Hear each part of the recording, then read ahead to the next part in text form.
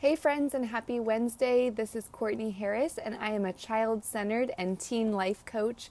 And I'm so excited to be a support to teenagers and their parents. So it is my passion to work with teenagers and their families and to help build stronger trust, better communication, and awesome connection.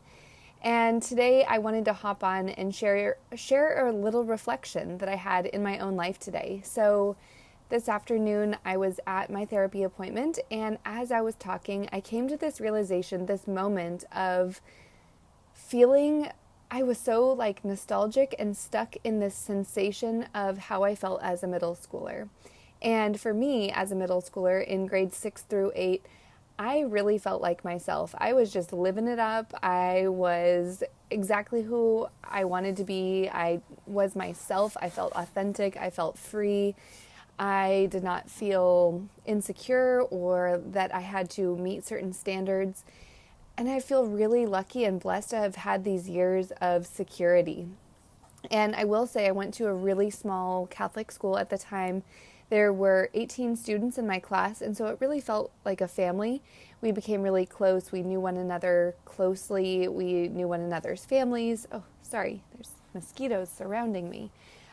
So I had a very notable experience of security and freedom, authenticity, just being myself. And I wouldn't necessarily say that I knew what my inner voice was or that I had a strong inner voice. I just know that I didn't have outside voices. I didn't have these outside parameters of who I was supposed to be or who to impress or how to impress. I feel like I was just really present and in the moment. And so as I thought about that today, tears came to my eyes as I remember that innocent, sweet Courtney, right? My 12, 13, and 14-year-old self just being, right? And then I think about high school, and high school for me was a totally different experience. I went to a much bigger high school. I struggled, again, if you've heard my story, you know that I've struggled with achieving for the outside without really having an inner knowing or an inner voice. And so my experience in high school was a lot of kind of searching to try to figure out how to fit in with others, how to maybe one up others, how to define myself in a way that would appease others or please others or be attractive to others.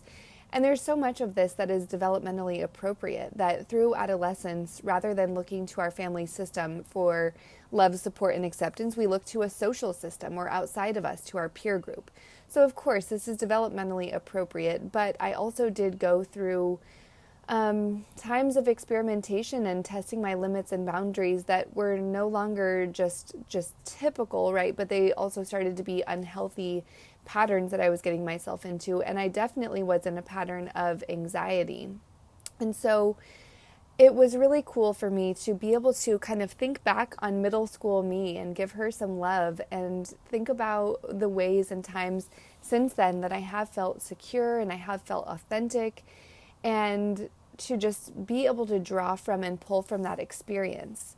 And so as we're working as parents and as supporters, as we're working with our teenagers, it's important that we can pull from our own experiences and that we can share that experience. We can model by sharing that story. We can talk about what it felt like to be in a secure place and an authentic place. And likewise, we can help them draw that out. What does it look like? What does it feel like? And, what does it sound like to be authentic, to be yourself, and help them describe that, create that vision, and manifest it, right? Because we have to be able to name something in order to truly create it intentionally and to continue to create it. And so if we can give our young people the opportunity to draw that out, and maybe it's even in writing, maybe it's in journaling, maybe it's through conversation, or all of the above. But if we give our kids, our teenagers, the space to process that and name it, that's a powerful tool for them to build upon. And so I just invite you all, everyone listening, parents, adults, teachers, or anybody watching, to stop and think about the times in your life when you have felt secure, And then we can also do the same with the times that we haven't felt secure, and we can explore why it's important to set boundaries and limits in those situations, or even to figure out who was I trying to perform for? What was I trying to perform for?